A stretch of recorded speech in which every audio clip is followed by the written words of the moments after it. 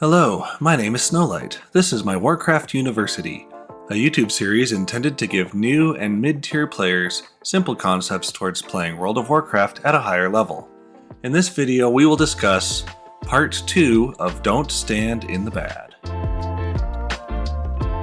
In Part 1, we set some foundations for staying alive, focusing more on your mindset.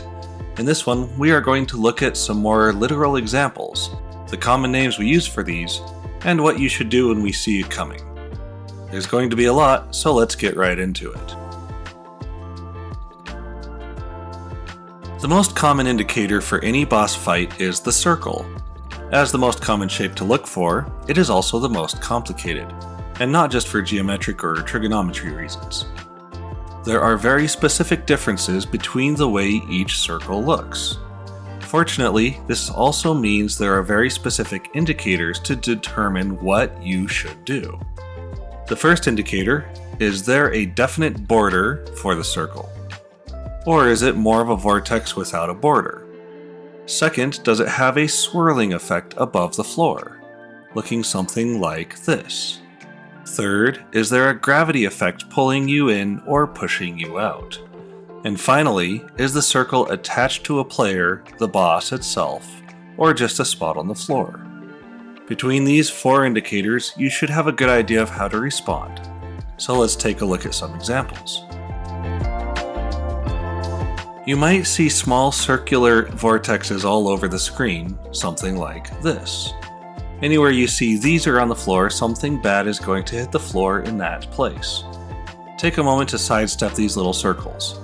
In addition, you might see a huge version of this attached to the floor or to the boss, and this just means to get as far away as possible, so start running. Occasionally, this circle will attach to a player, and that player needs to get some distance between themselves and the rest of the raid. Whichever version of this type of circle you see, just get some distance.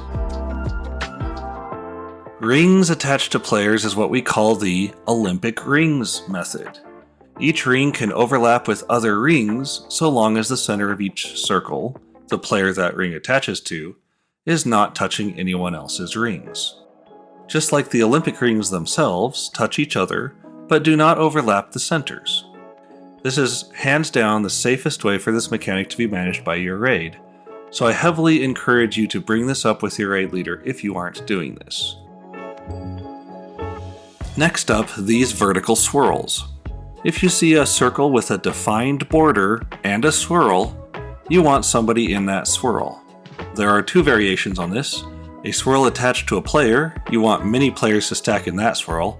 Remember to overlap those Olympic rings if you've got more than one swirl moving around the room. The second variation will be a swirl circle attached to the floor. Usually a small circle and usually a few of these around the room. With this, you should generally have one player jump into each of these circles and wait until the mechanic hits. Of course, check beforehand how many people should stand in each swirl for each boss. This is the easiest iteration. Whatever the gravity is doing, you do the opposite. If you're being pushed away, run in. If you're being pulled in, run out. There will be some slight variations on this, but you can generally follow this rule and you'll do fine. Quick shift to an alternate kind of circle. Lately, Blizzard has been using this Donut of Death mechanic. This will appear as a circle with an outer and inner border, meaning that you are safe if you're fully outside or fully inside the circle, but will be hit if you are within the area indicated.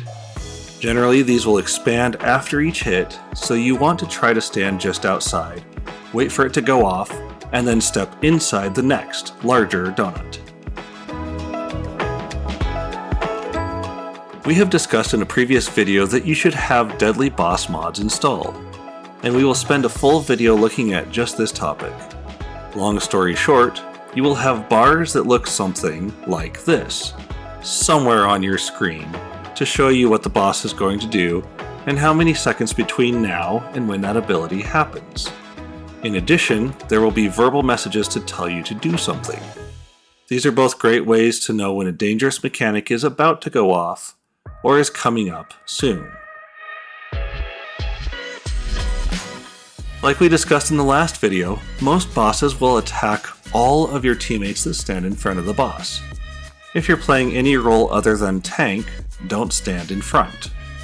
Your raid leader should let you know if the current fight is exceptional, usually by telling you to stack on your tank, but short of that, don't stand in front. It can bite you. It probably will.